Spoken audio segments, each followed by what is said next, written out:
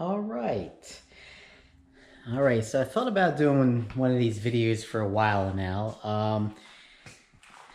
I've been thinking about it, but there was another YouTuber, shout out to Blueprint 1LE. He did a video called Is Horsepower Dead? And that kind of falls in line with this video that I'm going to do. It's just a rant. You guys that follow my channel, you know I own a 2007 Shelby GT500 and a Slingshot 2017, but we're going to focus on this car. This is a Mustang, of course it's a GT500. I like to say this is analog, and I'll explain what that means to everyone. Yeah, there's no screens. The gauges are called analog, so that's part of it. But it's also how it feels, right? I need a flashlight for you guys. Hold on, I'm gonna get another shot of the interior. All right. See, this has real gauges, okay?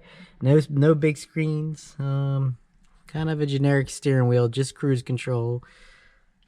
It's got the gauge pod. Carroll Shelby signature. All that stuff, right? Basic, you know, Shelby GT500. Manual transmission, 6-speed Tremec.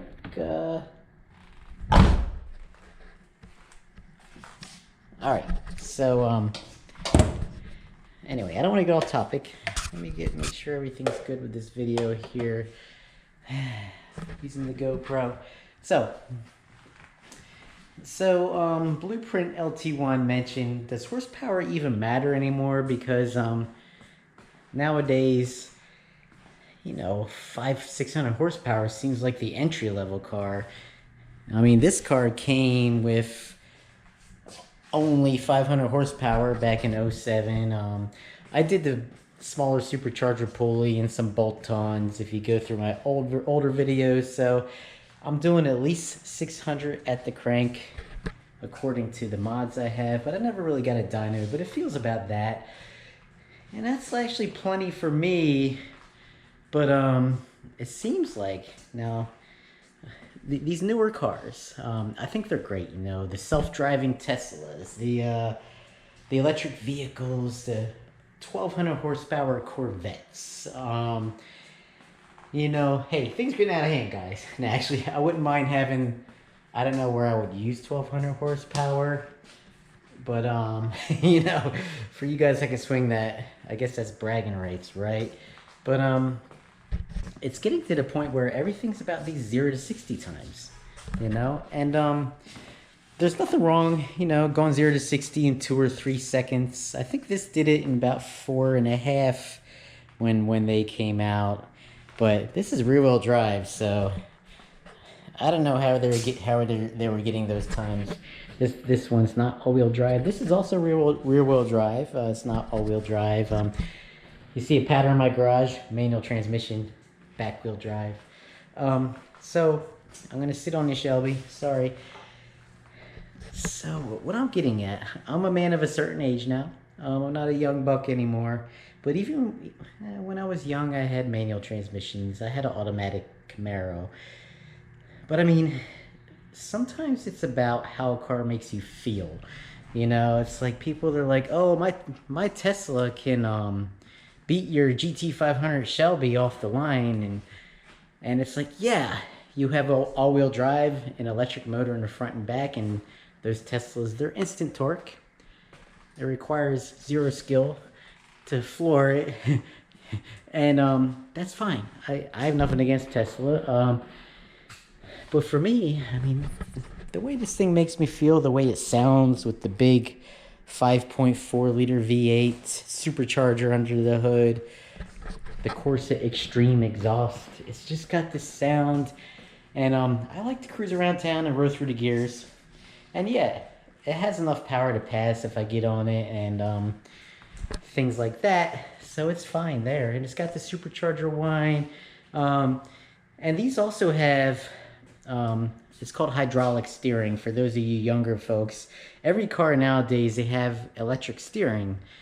And my last Mustang was newer than this. I actually traded my 2015 for an '07. The 2015 that I had, you can push a button to make the steering feel sport, comfort, and things like that. But it felt very artificial. You weren't really feeling the road as much. It got tighter in sport. But with hydraulic steering, it's basically got hydraulic fluid, and the steering just feels way more connected. And a lot of these vehicle manufacturers, I think some of them, maybe Lotus, there's a few out there that still use hydraulic steering just for the feel, I think. I watched so many YouTube videos, hard to keep track. Hydraulic steering feels a little better. And also with these newer vehicles, you're getting a lot of screens, and I showed you this has gauges. So I'm kind of into that, how a car makes me feel. Now, automatics are fine too. You can get paddle shifters. You know, in this, they started making it, the newer ones have paddle shifters optional. These you can't even buy in a manual anymore. These GT500s, they're just, they're a good transmission, but they're also a Tremec automatic. The manufacturers, I think, are getting, they got a little bit too caught up in 0 to 60 times.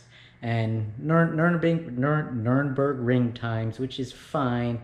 But I think on that road, when you go down that route, like, oh, but your car goes 0 to 60 in 3 seconds, you're losing some of the soul, right? Because what cars are going to do 3 seconds 0 to 60? Well, not one you're going to shift yourself, right?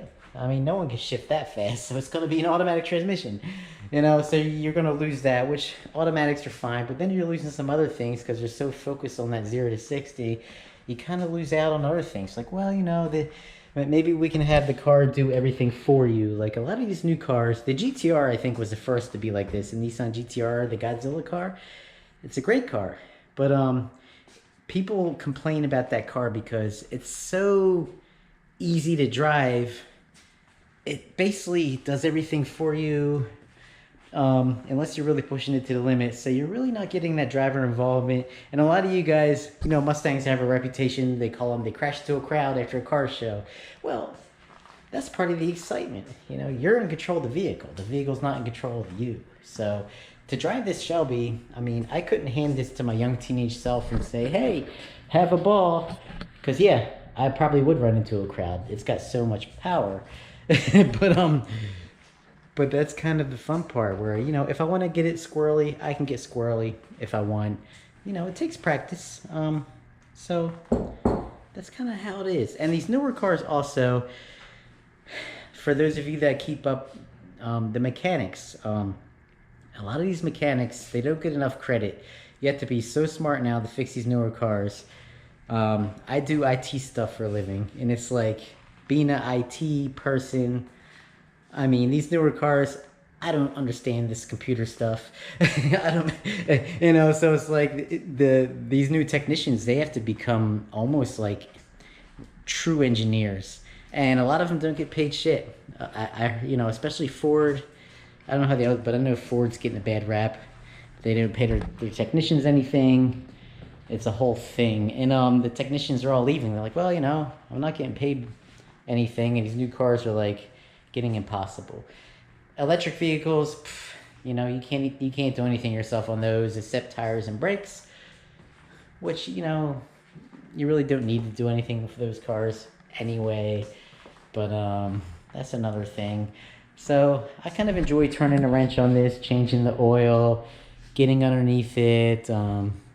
You're always going to have to do brakes and tires. You're never going to get away from that. Even the electric vehicles, they have coolant running through them.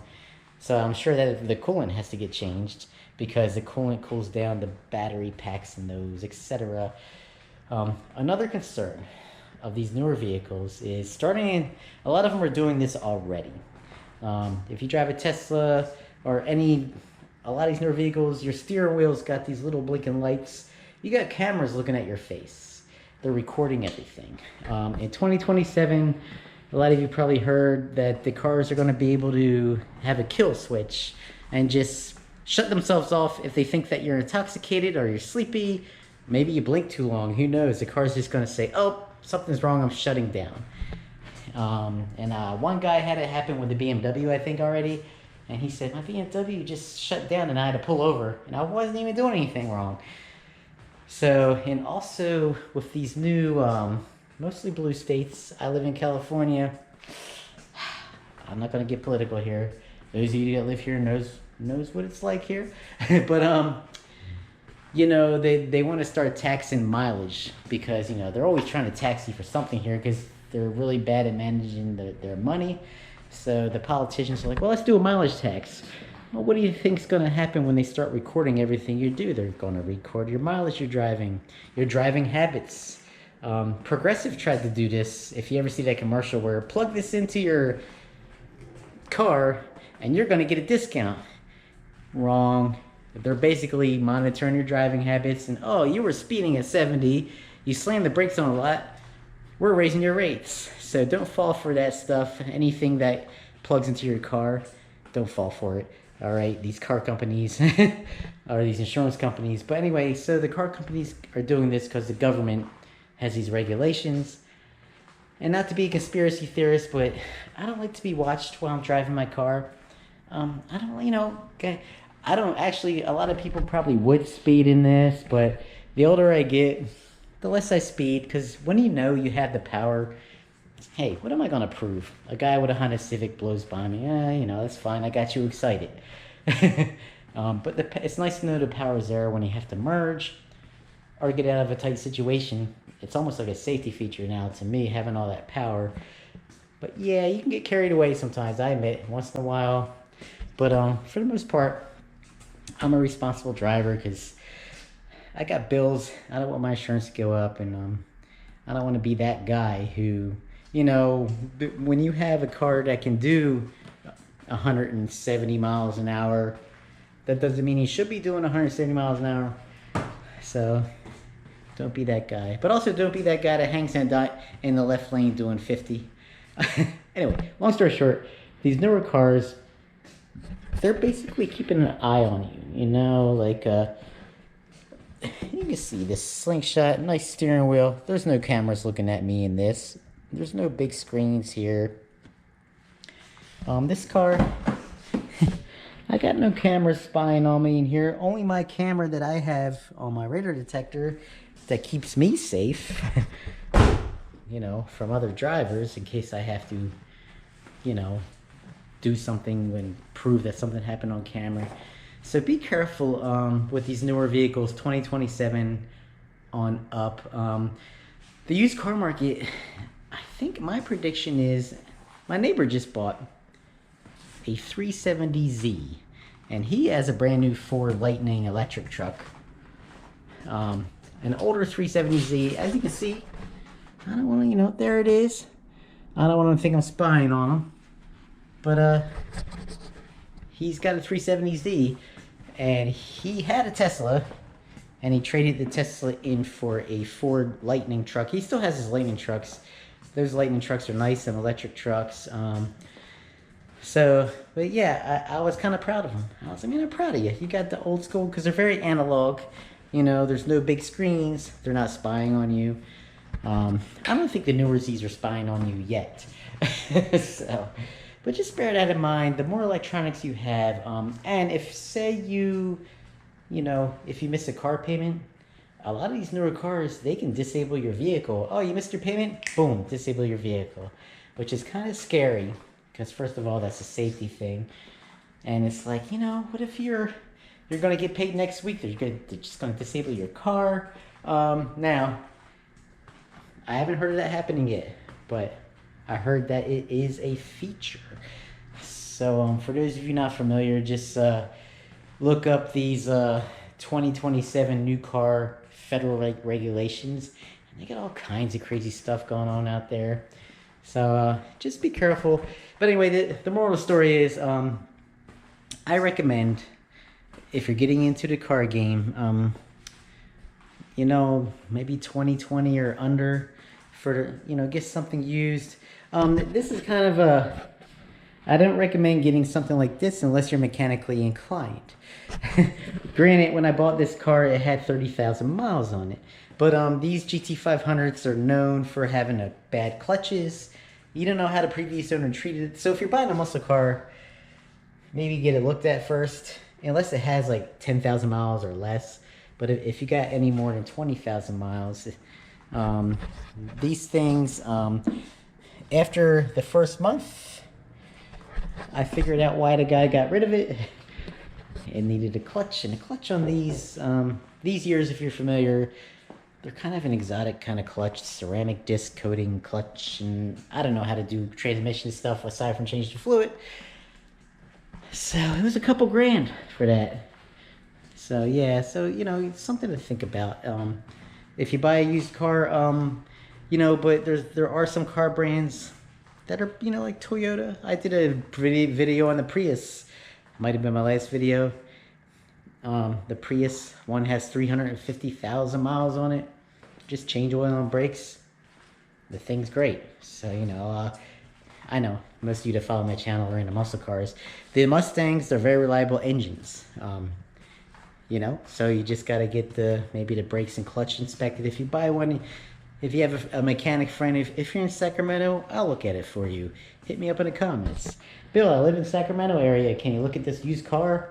I'll take a look at it for you. You know, it's basic stuff. You know, just hey, do you have any maintenance records? But anyway, I guess it's just scary. So a lot of guys like me that are mechanically inclined. If you're not mechanically inclined, look, everything's on YouTube. When I was younger, back in my day, we had to buy books from AutoZone. They're called Haynes manuals. I had to go through the book and look at pictures and figure out how to fix a car. Now you got guys on YouTube. They tell you this is all the tools you need.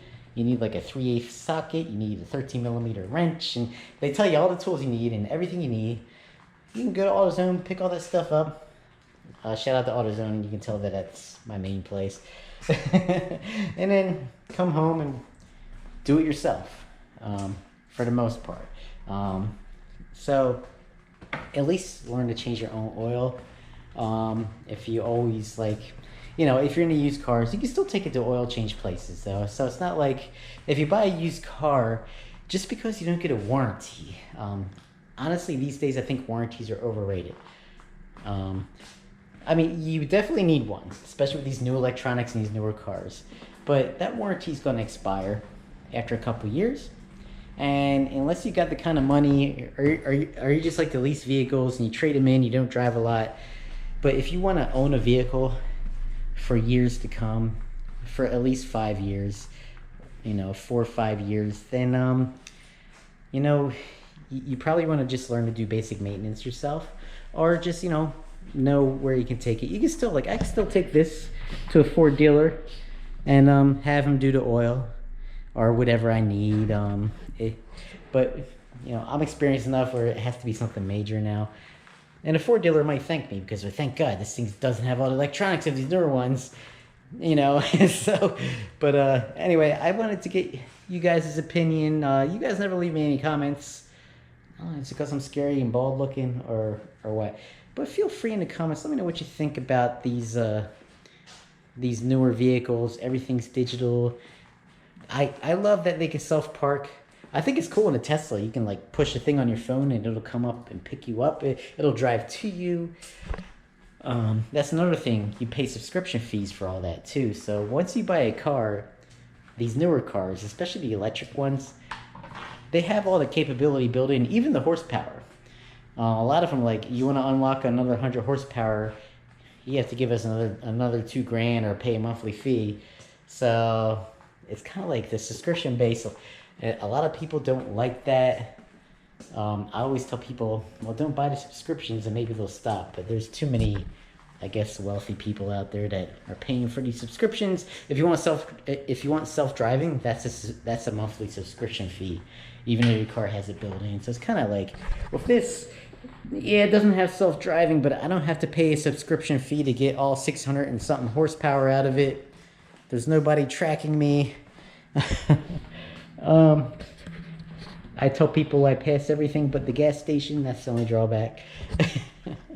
Oh, also, for those of you younger folks, it's a good time to be alive with cars, because of social media. You got people out there like myself that are going to tell you like, hey, this is a common problem with this vehicle, or this is what you can expect if you buy this vehicle, like this Shelby. The only thing you gotta watch out for with these is the clutch. So if you buy one of these, if they replace the clutch, you're golden. Usually. If they didn't replace the clutch, then you gotta think, this clutch, do I have a couple grand lying around to get another clutch and put in? You know, and it might be worth it, because to get a car like a Shelby now, you're looking at over $100,000. That's a whole nother story. The price of these newer cars, oh my God. Newer cars, you're looking at, if you want, Dodge is doing good at getting their prices down. I'll give them credit. They brought back Tim Kuniskis, I think his name, and you know, you can buy an entry-level Challenger for in the 40s, I think. So that's actually pretty good. But a lot of these guys, especially pickup trucks, you're looking at 80 grand for pickup trucks. There's a company called Slate that's making a little one I'm actually going to look at, starting in the 20s. Anyway, there's new car prices you got to worry about. And I think what's happening is with the electronics, it's probably costing the companies more, and with the EPA stuff. And granted, we have a president now, he's more relaxed on the EPA stuff. But, we get another president who's might be more strict. Or if you live in California, you don't seem to give a crap about what the federal government says. We got our own crazy EPA regulations out here. So some cars they can't even sell in Cali. It's kind of ridiculous. But yeah, these new car prices are another thing where you might want to go used, because you can get, a used Mustang GT with the nice 5-liter Coyote engine, one of the largest aftermarkets on the planet. And you can get that for like maybe in the 20s instead of paying upwards of 50 or 60 for these newer ones. And that's just how it is. Everything keeps going up, and it seems like every year it goes up almost 10 grand. Even the Corvettes are starting to climb. A lot of people are buying the C6 Corvettes, the 6th generations. So I was going to explain the difference between analog and digital. So analog means, a lot of people refer to the gauges where you get the needles, where there's no screens, and digital means you have the screens. Well, it goes deeper than that. Analog is also a feeling. Like when I'm driving this manual transmission, back wheel drive Slingshot, whether or not it has digital gauges, these are very raw cars. You feel more analog. There's more work you have to do. If you're driving a Tesla and say, hey, self-drive me, we call that the digital feeling, where you're not getting any input really out of this car. And even cars that don't self-drive, if you have electric power steering, and some cars feel like, a lot of these BMWs, the M models, they're electric and combustion combined, where you got an electric motor and a regular motor, and they're so quick. And but they're so heavy. The battery weighs so much. And they also, I hate to say they're too good, but they're so good that you don't feel like you have to do anything. You can like steer it like this, and I'm doing flying around a Nürburgring, right? Something like this, if you try that, you're gonna be spinning in circles. So this is considered analog. Analog means you have to do more work, but at the same time, a lot of us purists out there, I consider myself a purist, I like to be involved.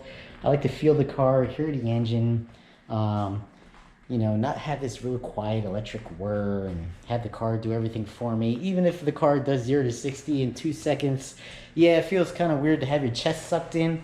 I was in a Tesla, and the guy put it in ludicrous mode, and I felt like my chest was getting sucked in. Oh, okay, I can see that. But then guess what? You're done. You did your 0 to 60 run. Well, how does it feel after that? It feels like it does everything for you. You don't hear any engine noise. You don't roll your own gears. You don't even have paddle shifters. So you don't get that feeling. So that's kind of analog and digital. That's kind of what us purists mean when we talk about analog and digital. So anyway, yeah, I just wanted to get you guys' comments on these. These are both very analog vehicles. This one especially, this one's kind of like, yeah. Right. And to answer the question, a lot of you guys asked me like, you know, about this. Is it fast? And this is basically Mazda Miata fast. It's a 4-cylinder, and it's got one wheel, so it's not like I'm doing 0 to 60 in 3 seconds. But it's a feeling it gives me. You know, you get the wind in your hair, you hear the engine really well. And this one, yeah, you can definitely go to jail on this, so you have to be careful. But it's also fun as a cruiser. Put the windows down, listen to the engine. Don't need to, you know, it just sounds great. And it turns a lot of heads for being an '07. So, you know, you don't have to buy a brand new car. If you're worried about liking a car, or does this car look good? I mean, look at this car. It's a 2007. You got your nostrils on there. I mean, this thing, very retro looking. I mean, it screams muscle car. Yeah, it's not like a wide body, a little bit there. I mean, it's not a super wide body. Dodge does a wide bodies right. Shout out to Dodge. But yeah, so don't worry about having the latest and greatest, because guess what? You buy a new car these days, they all look the same, unless you get something that's 6 figures and maybe not, you know. You get an older car, like these older Shelbys, you're not going to see too many of those, right? Not everyone has one, right? So that's another thing. Where I live in California, I see a Tesla, I swear. Where I work at, everyone has a Tesla. It's just a matter of, the only way I can tell them apart, like if someone gets a new one, like, oh, they got like a white tag. Oh, they bought a new Tesla. And, you know, oh, it's a blue one. You know, nothing against Tesla. I think Tesla's Elon Musk. I think he's a genius. I mean, he's a world leader, that guy. But anyway, you know, nothing against them, but you know, but how often do you see a clean example of a retro-looking GT500? And yeah, a Tesla's gonna kick my ass off the line, I admit. Now this is a base one. This thing's not no sleeper, but what would you rather be driving around in, you know? If in a perfect world gas prices weren't $6 or $7 a gallon, like here at the moment. So, but anyway, yeah. So I kind of went on a rant, but you know, I wanted to just, you know, ask you guys what you thought. Like, you know, horsepower in a nutshell. That horsepower basically doesn't mean anything anymore. It's almost like they made it meaningless. And to me, they lost, a lot of these car manufacturers, they lost the end, they lost the spirit of the car. It's not all about having 1,800 horsepower and 0 to 60 times. It's like, how does this car make me feel? You know, how are the sounds? When I steer the car, do I feel like I'm in control, or do I feel like the car is steering itself? You know, so that's all I'm saying. I have nothing against big screens, but just be careful, because if you want to keep the car for more than 4 years, screens don't last forever. They're probably going to get burnt out, or if they do go bad, they're very expensive to replace, where the old analog gauges, and I wish some car manufacturers would still make analog gauges. I can't think of any that do right now. Maybe some still do. But anyway, thanks for listening, guys, to my rant. But yeah, this is all about participation in this video. I'm curious of what people think. Some of you younger folks might say, I love the big screens. I think it's cool. I can make the screens show whatever I want to show. Self-driving's great. That's fine. Let me know what you think about your car that has eyes on you and everything you do is being looked at. In the future, you're going to go to a court of law and they're going to say, hey, your vehicle showed us all this information. So how do you feel about privacy?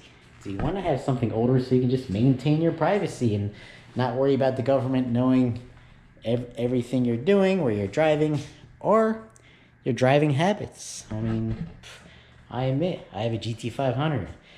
Sometimes I do like to go a little fast, okay? If no one's around and no one's on the road, I don't want, the way they call it, Mexico. The people that do that. Well, I'm in Mexico. Well, your car is going to have eyes on you in these newer ones, so you ain't going to be able to do that much longer. And there's going to be speak of, I heard that another one of these 2027 federal things is that they're going to, like, I hope it's not true, but they're going to put in some modules that are basically going to limit your car to whatever the speed limit is. Which, I don't know if that's going to pass the mustard. In California, it might if they keep electing these crazy politicians here. But, I mean, something to think about. So, I guess, do you have to buy an older car if you want to have control of your life in a commute? Or do you prefer the newer car where you're not worried about having control? You love self-driving. You just want to push a button and say, hey, drive me to work. I don't want the feeling that, like some of you, I think the car is like an A to B vehicle. And some of us, like myself, are enthusiasts. And there's still some of us out there, because I see it. And shout out to Dodge. They're coming out with the Rumble truck and all that. So I'm happy Dodge is kind of coming back out with the Hemi. Shout out to Ford. They still have a manual Mustang GT. But, you all need to work on these car prices or try. Anyway, thank you all for listening to my rant. So, yep, I just wanted to kind of talk about, I don't think a lot of these new cars have any more soul. That's all I'm saying, So I think this has some soul. There's a few, yeah, some of them do, but you're going to pay a premium, at least 6 figures. It used to be you can buy a Mustang for 20, 30 grand at the most. Nice V8, manual transmission, soul. Same with Dodge. Now, 50, 60, 70 grand. So it's almost like it's no longer a blue-collar working man's car. So it's kind of sad. I hate to see that happen, And then, so you're forcing people to go old, which is fine. You're probably going to see a lot of these older cars on the road. That's my prediction. A lot of these used cars going to be back on the road. Because this younger generation, I mean, who can afford a house now? And who can afford a new vehicle? If you can, you're either living with your parents. I'm kidding. You're lucky. You're blessed if you can. Not too many people can. So, all right, everyone have a blessed day. I just thought I'd put that out there. I know this is not a driving video. This is just a discussion video, and it went on for way too long. So, peace out, and God bless.